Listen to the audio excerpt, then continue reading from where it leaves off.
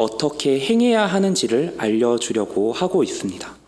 믿지 않는 사람들과 다르게 살아야 한다는 것입니다. 베드로는 그 이유를 우리 본문에 앞서서 이렇게 말합니다. 베드로전서 2장 12절인데요. 너희가 이방인 중에서 행실을 선하게 가져 너희를 악행한다고 비방하는 자들로 하여금 너희 선한 일을 보고 오시는 날에 하나님께 영광을 돌리게 하려 함이라. 아멘.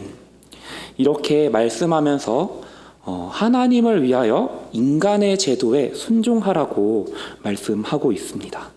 오늘 말씀 2장 19절에서 20절은 사환이 주인들에게 어떻게 행동해야 하는지를 알려주고 있습니다.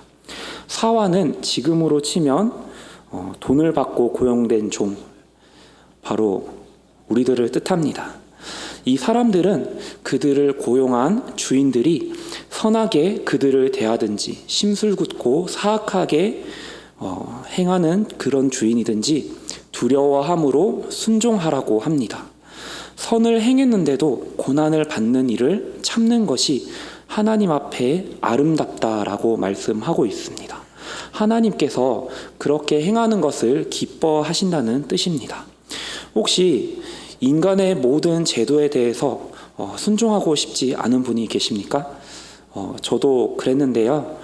나라를 다스리는 사람들에 대해서 불만이 있거나 직급이 높은 사람들이 마음에 들지 않거나, 그럼에도 우리가 주를 위하여 순종할 수 있기를 함께 노력하며 나아갔으면 좋겠습니다.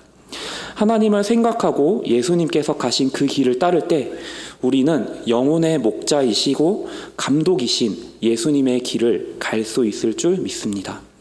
오늘 이 말씀은 베드로가 작성하였는데요. 여러분들 약간 좀 이상하지 않습니까? 베드로가 복음서에서 어떻게 나왔는지를 생각해 보면 약간 의아해할 것 같습니다. 마태복음 16장에서 베드로는 예수님과 함께 있을 때 예수님을 그리스도로 고백합니다. 그 이후에 예수님께서 그리스도로서 예루살렘에 가서 장로들과 대제사장들과 서기관들에게 많은 고난을 받고 죽임을 당하고 또한 3일 만에 다시 살아나야 할 것을 말씀하셨을 때 베드로는 이렇게 말했습니다. 마태복음 16장 22절입니다. 베드로가 예수를 붙들고 항변하여 이르되 주여 그리 마옵소서, 이 일이 결코 주께 미치지 아니하리이다 라고 베드로가 항변했습니다. 그때 예수님께서는 사탄아 물러가라 말씀하시고는 이렇게 말씀하십니다. 마태복음 16장 24절. 이에 예수께서 제자들에게 이르시되 누구든지 나를 따라오려거든 자기를 부인하고 자기 십자가를 지고 나를 따를 것이니라. 아멘. 그리스도인들은 예수님을 따르는 사람들입니다. 그런데 예수님은 자기를 부인하고 자기 십자가를 지고 따르라고 말씀하고 계십니다. 하지만 베드로는 어떤 제자였냐면요, 참지 않는 제자였습니다. 참지 않고 칼로 망하려고 하는 그런 제자였죠. 그러나 베드로 전서에 나오는 베드로의 이 글은 믿음과 순종과 인내를 철저하게 가르치고 있습니다. 무엇이 베드로를 이렇게 만들어 버린 것일까요? 무엇이 그리스도인을 순종하고 인내하게 만드는 것일까요? 그 첫 번째로 그리스도인들을 순종하게 만드는 것은 바로 첫 번째로 하나님을 생각함으로 순종하고 인내하라는 것입니다. 하나님을 생각한다는 것은 우리의 생활 속에서 하나님을 의식하고 생각함을 말합니다. 다른 말로 하면 하나님의 살아계심과 하나님이 이 세상을 다스리신다는 것을 믿는다는 것입니다. 하나님께서 이 천지 만물을 창조하시고 또 다스리신다, 그 사실을 믿는다면 우리는 모든 하나님께서 세우신 권위에 순종하고 인내할 수 있습니다. 베드로전서 2장 19절에서 20절 말씀입니다. 부당하게 고난을 받아도 하나님을 생각함으로 슬픔을 참으면 이는 아름다우나 죄가 있어 매를 맞고 참으면 무슨 칭찬이 있으리요. 그러나 선을 행함으로 고난을 받고 참으면 이는 하나님 앞에 아름다우니라. 19절에서 부당하게 고난을 받아도 하나님을 생각함으로 슬픔을 참으면 아름답다고 합니다. 타락한 세상 안에서 행하는 모든 권위에는 죄성이라는 것이 있습니다. 그러한 권위들도 하나님께서 세우시고 또 그 악한 사람들을 통하여서 하나님의 일들을 이루어 나가는 것, 또한 그 모든 세우신 사람들로 하나님께서 하나님을 생각함으로 우리는 그 하나님의 권위를 존중해야 합니다. 하지만 죄를 짓도록 명령하는 것은 예외의 경우입니다. 죄를 짓도록 하는 권위는 인간의 제도에서 벗어난 영적인 영역이기 때문입니다. 그렇기에 우리가 선을 행할 때, 정직하게 행할 때, 더러운 이득을 탐하지 않을 때 욕을 먹고 고난을 당할 수가 있습니다.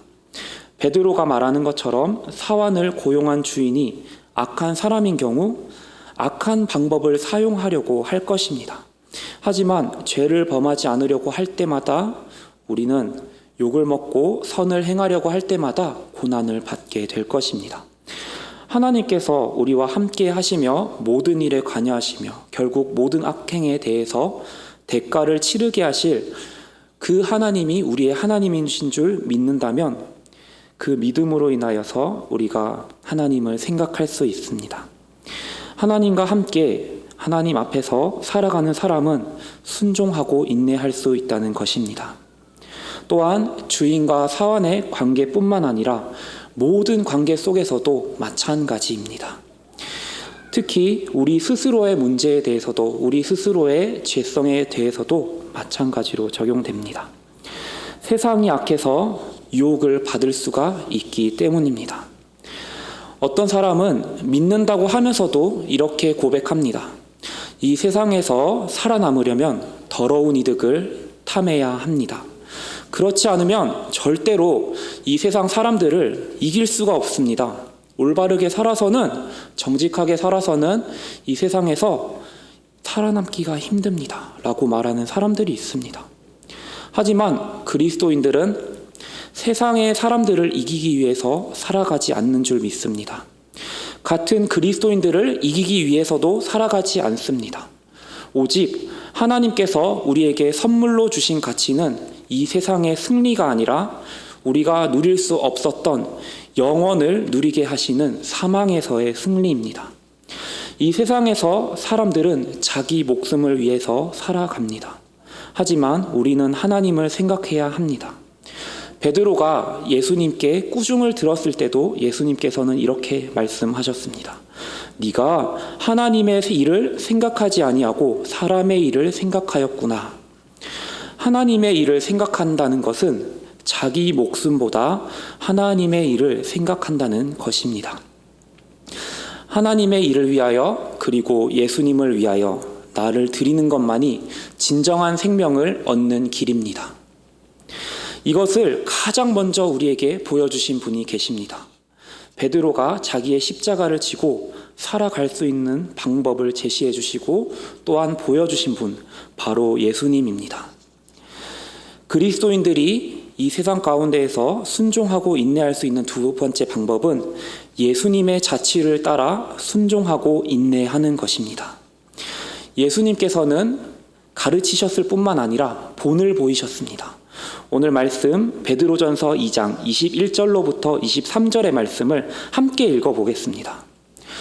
이를 위하여 너희가 부르심을 받았으니 그리스도도 너희를 위하여 고난을 받으사 너희에게 본을 끼쳐 그 자취를 따라오게 하려 하셨느니라.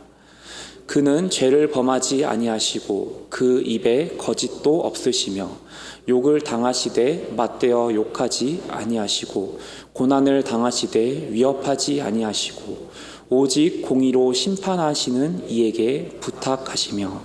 아멘. 복음서에서 예수님께서는 예수님을 따르는 사람들이 고난을 받을 것을 미리 많이 말씀하셨습니다. 그 말씀대로 초대교회는 정말로 심각한 핍박과 고난을 당했습니다. 베드로 전서가 쓰여졌을 시기인 주 62년에서 64년 사이는 네로 황제라는 악한 황제가 통치하고 있었습니다. 그때 베드로가 있던 로마에서는 예수님을 믿는다고 하는 사람들을 십자가에 처형시키고 사자랑 1대1로 싸우게 만들고 또 정원에 있는 횃불로 사람의 시체를 태워 그 지방을 태워서 거리를 밝히는 가로등으로 사용하였다고 합니다. 베드로는 칼을 뽑아들지 않고 대신에 편지를 쓰면서 이렇게 말씀합니다. 그리스도가 우리를 위해 고난을 받으셨다. 그렇기 때문에 우리가 그 자취를 따라야 한다. 베드로 또한 십자가를 지고 예수님을 따르고 있었기 때문에 다른 사람들에게 이렇게 말씀할 수 있게 된 것입니다.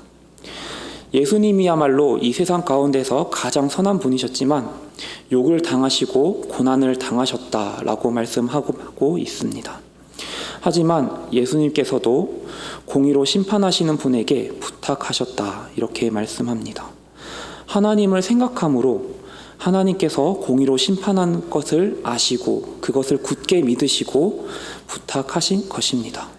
그것을 넘어서서 예수님께서는 고난을 받게 하는 그 사람들을 위하여서 중보하셨습니다.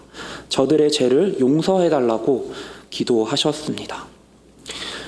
예수님께서 하늘에 오르신 이후로 많은 사람들이 그 예수님의 모습을 본을 받았습니다.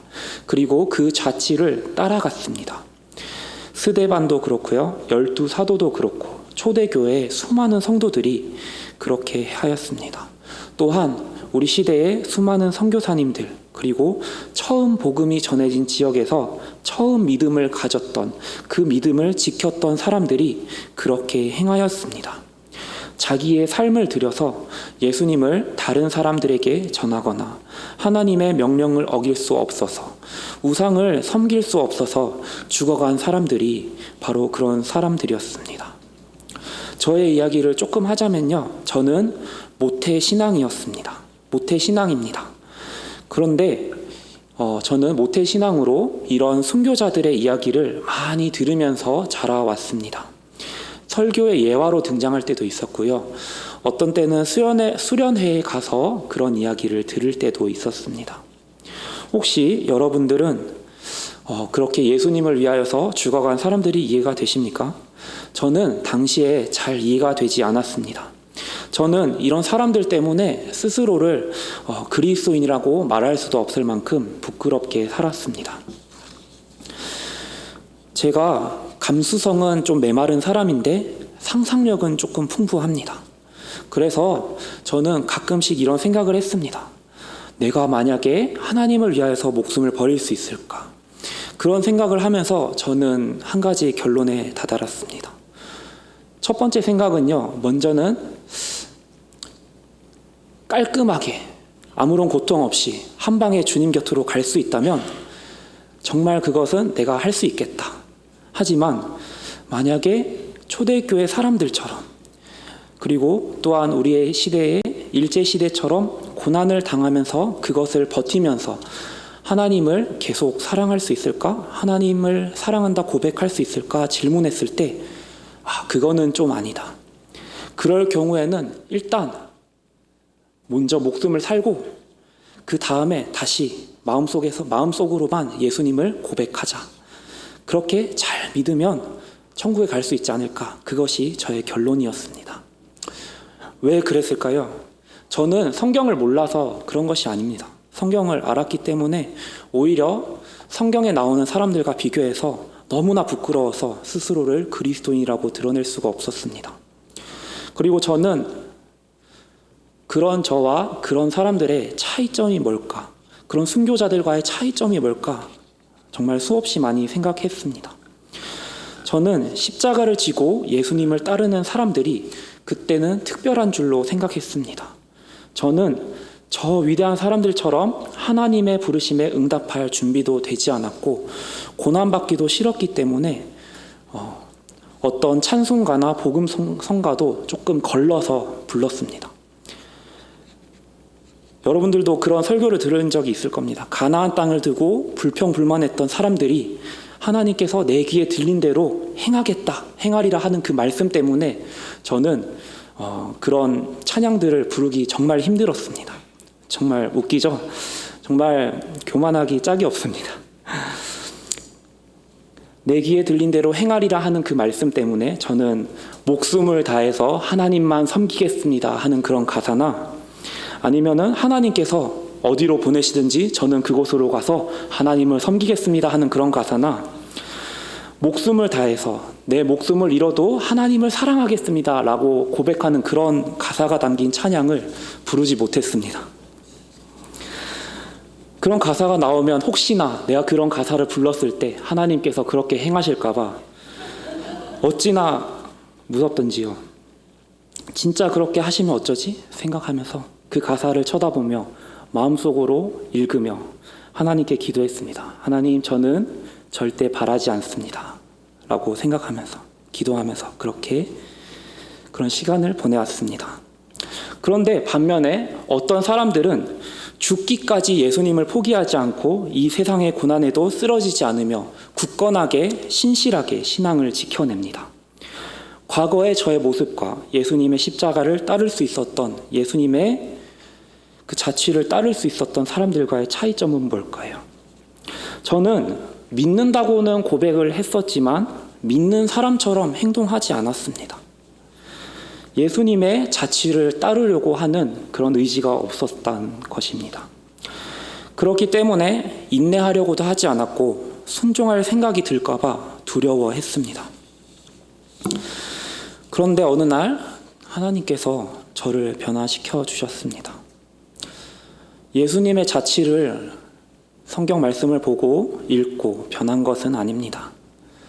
어떤 목사님이 예수님의 자취를 따르는 역사 속의 어느 목사님의 이야기를 통해서 저는 제 마음이 어느 날 갑자기 박살났습니다. 일제시대 때 예수님을 외면하지 못하고 모판 위를 걸은 어떤 목사님의 이야기를 통해서 저의 부끄러움이 드러나고 그 부끄러움 속에서 다시 예수님의 십자가를 생각하게 되었습니다. 고난 속에서 예수님을 따르는 순종과 인내가 저의 인생을 바꾸어 놓은 것입니다.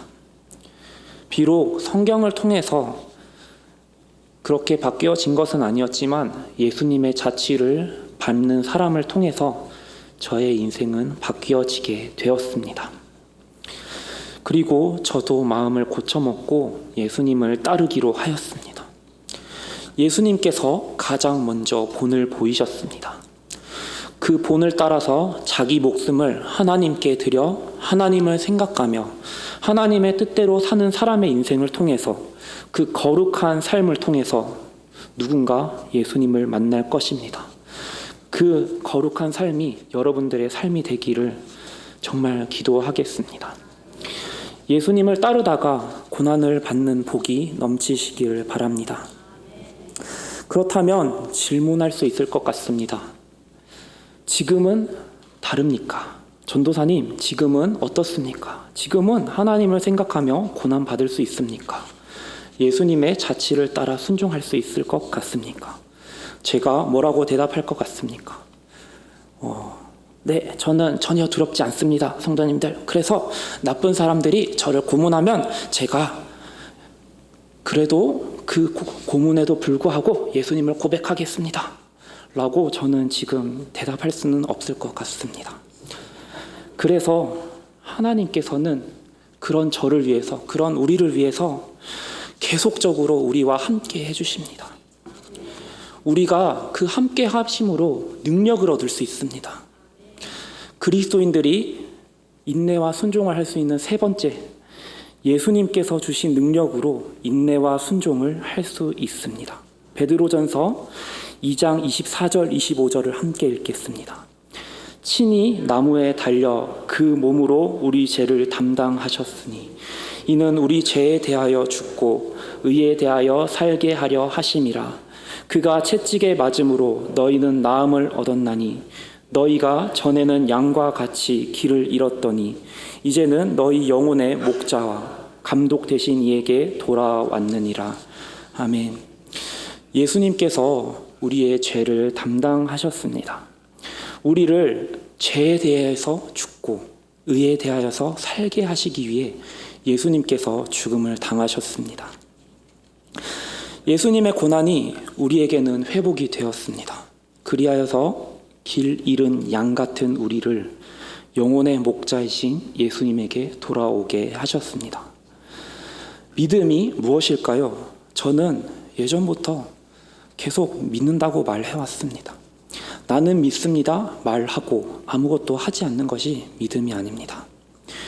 우리가 믿는 믿음은 우리가 믿는 것이 무엇입니까? 복음입니다. 이 복음은 우리 세상의 것이 아닙니다. 이 세상의 것이 아니라 하나님께서 이 땅에 보내주신 기쁜 소식입니다. 그리스도인들은 이 세상에 죄악된 인생에서 다시 태어난다고 말하고 다닙니다. 왜 이렇게 말할까요? 하나님께서 나를 너무 사랑하셔서 이 세상이 창조되기 전부터 나를 사랑하시고 나를 위해서 하나님께서 이 땅에 사람으로 오셔서 내 죄를 지시고 십자가에 죽으셨다는 그 사실에 의해서 사람이 더 이상 저항할 수 없게 되는 것이기 때문입니다. 믿을 수밖에 없게 되는 것, 그것 때문에 그 믿음의 길을 걸어갈 수밖에 없게 되는 것이 기독교의 믿음입니다. 그 사랑을 알게 되었는데 어떻게 전과 같은 삶을 살아가려고 하겠습니까? 다시 태어난 것이죠. 그런데 우리는 죄에서 완전히 자유로울 수가 없습니다.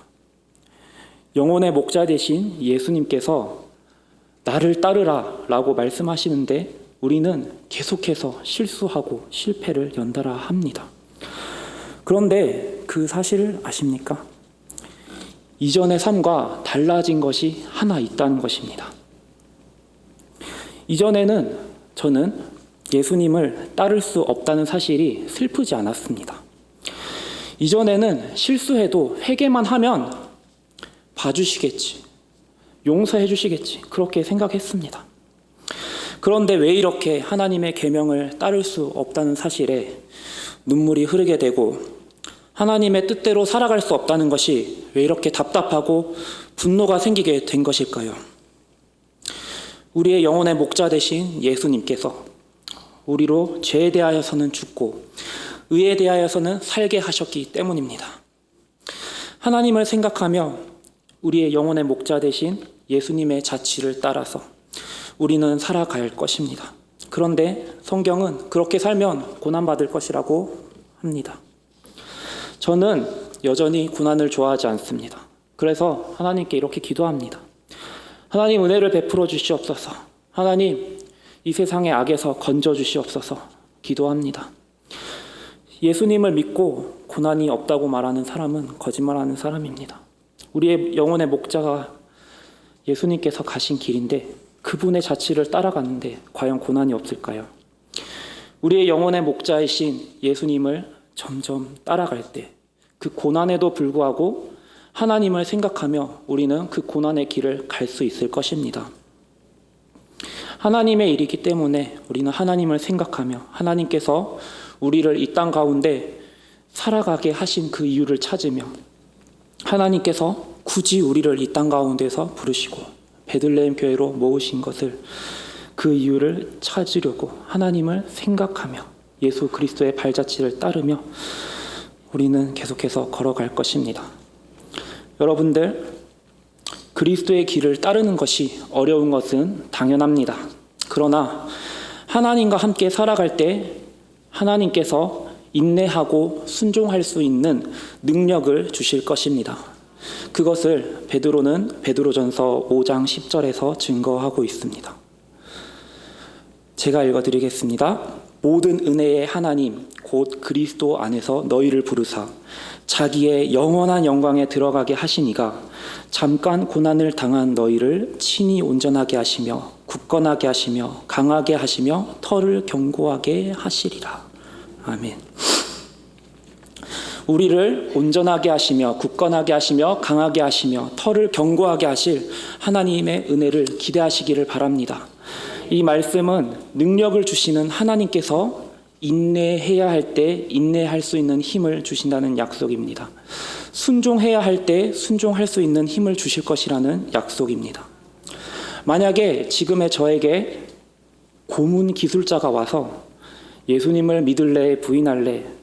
부인하면 살려줄게 라고 질문한다고 가정해 봅시다. 그러면 저는 뭐라고 대답해야 할까요? 지금의 저로서는 그 답을 알 수 없습니다. 무섭고 떨리고 악한 데서 벗어나고 싶고 고난받고 싶지 않기 때문입니다. 그런데 제가 한 가지 믿는 것이 있습니다. 그 때가 되면, 만약 그런 상황이 생기면 그 고난을 감당하실 힘을 하나님께서 주실 것이라는 믿음입니다. 고난 앞에서 예수님을 부인하지 않을 능력을 주실 것이기 때문에 저는 그 답에 대답하지 않아도 괜찮을 것 같습니다. 하지만 그 행하게 하실 하나님의 능력을 믿습니다. 능력 주실 하나님을 믿습니다. 가장 좋은 것은 물론 하나님께서 우리를 악에서 건지시고 은혜를 베풀어 주시는 것이겠지만요. 우리가 능력을 주시는 자 안에서 우리는 능치 못함이 없습니다. 이것을 믿으십니까? 아멘. 언젠가 우리의 거룩한 삶을 통해서 우리가 정말 이 세상 가운데에서 하나님을 생각하고 하나님을 따라가고 예수 그리스도의 발자취를 쫓아가고 끝까지 하나님을 붙들고 이 세상 가운데에서 숭고하게 살아갈 때, 거룩한 삶을 살아갈 때 그 모습을 보고 돌이킬 사람이 있기를 원합니다. 우리가 찬송을 함께 부를 텐데요. 정말 고약한 찬송입니다. 우리가 함께 다시 복음 앞에라는 찬송을 할 텐데요. 그 찬송의 내용대로 여러분들 살아가시길 축복합니다. 함께